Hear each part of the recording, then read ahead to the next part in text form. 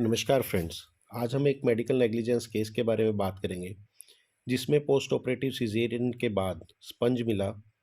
इसमें डिस्कशन हुआ इन्वेस्टिगेशन के बारे में। अभी रिसेंटली नेशनल कमीशन में 1 जनवरी को इसके ऊपर डिसीजन दिया। कंप्लेनेंट ने कहा उसने कहा कि मैं डिलीवरी के लिए एडमिट हुआ 2009 में दिसंबर में, लेकिन नॉर्मल डिलीवरी किसी कारण से नहीं हो पाई। सिजेरियन किया गया नेक्स्ट डे।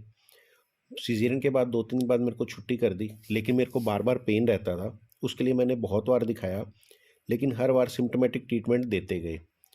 नेक्स्ट 3 महीनों में मेरा वेट 66 केजी से 45 केजी रह गया। बाद में सीटी स्कैन एडवाइस किया गया 3 महीने बाद, जिसमें फॉरेन बॉडी आई। टाइमली मेरे को डायग्नोज नहीं किया गया और ये बाद में इवन फेटल भी रही कंप्लेनेंट के लिए। तो इन सब चीज़ों को कंसिडर करते हुए कंपनसेशन मांगी गई 52 लाख। डिफेंस ने अपने फेवर में कहा पेशेंट ने कभी भी पेन एब्डोमेन की कंप्लेन नहीं की, कोई भी फॉरेन बॉडी नहीं रखी गई, क्योंकि ओटी में हमने रजिस्टर बनाया हुआ है।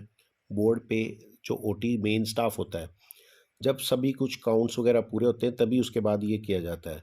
तो कॉज ऑफ एक्शन हॉस्पिटल या डॉक्टर्स द्वारा हुआ ही नहीं है। एंड हॉस्पिटल जो है वो वेल इक्विप्ड है और रजिस्टर्ड सेंटर है गवर्नमेंट के अंडर। पेशेंट अप्रैल में एक बार ही आया था कॉपर टी डलवाने के लिए, उसके अलावा कोई फॉलोअप नहीं है। तो इन्होंने सारी एलिगेशंस कैंसिल करते हुए बोला। स्टेट काउंसिल ने देखा कि पहले कोई भी सर्जरी की हिस्ट्री नहीं है सिजेरियन से पहले, तो यह पॉसिबल ही नहीं है कि फॉरेन बॉडी कहीं और से डली हो। सीटी स्कैन सजेस्टिव था फॉरेन बॉडी का, और बाद में उसका सर गंगाराम में ऑपरेशन हुआ और एक स्पंज निकाला गया। तो कोर्ट ने ये कंसिडर किया कि ये जो स्पंज है ये डेफिनेटली एक फॉरेन बॉडी था जो सिजेरियन में ही रहा हो। मेडिकल काउंसिल का भी इन्होंने डिसीजन देखा, जिसमें डॉक्टर को नेग्लिजेंट कंसीडर किया गया था और डॉक्टर का नाम 30 दिन तक हटाया गया। ड्यूरिंग प्रेगनेंसी पेशेंट एक्सपायर हो गया। ये सब देखते हुए स्टेट काउंसिल ने कंपनसेशन अवार्ड की 20 lakh rupees with 9% interest. Aggrieved होके नेशनल कमीशन में दोनों पार्टी गई। नेशनल कमीशन ने देखा कि फॉरेन बॉडी जो है वो ऑलरेडी एक रेसिप्सा इक्वेटर का एक पार्ट है, चीज़ें खुद बोलती है। यहाँ पे ये क्लियरली दिख रहा है कि कहीं ना कहीं नेग्लिजेंस हुई है, तो इन्होंने अपील को रिजेक्ट कर दिया। टेक होम मैसेज की हम बात करें, कोई भी फॉरेन बॉडी या गोज अगर वो रहता है तो हम किसी भी तरीके से खुद को डिफेंड नहीं कर सकते। ये एक प्रूवन मेडिकल नेग्लिजेंस का केस माना जाता है, जिससे हम खुद को किसी भी तरीके से बचाना बहुत मुश्किल है। आप किसी भी पेशेंट को लंबे टाइम तक सिर्फ सिम्टम्स के हिसाब से ट्रीट ना करें। अगर आपको कहीं भी लग रहा है कि इसमें इन्वेस्टिगेशंस होने चाहिए, तो उसके बारे में लिखो आप कि ये इन्वेस्टिगेशंस आप कराओ।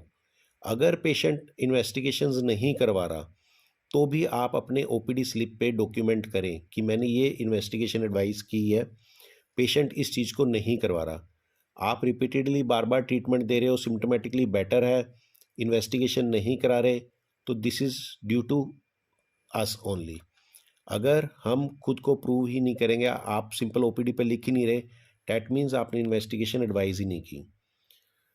कंपनसेशन की कोई भी लिमिट नहीं है साथियों, तो अपने आप को प्रॉपरली कवर करें। अपना जो इंश्योरेंस है वो प्रॉपर तरीके से कराएं, ताकि अगर कोई भी कंपनसेशन आती है तो वो अकॉर्डिंगली पे हो पाए।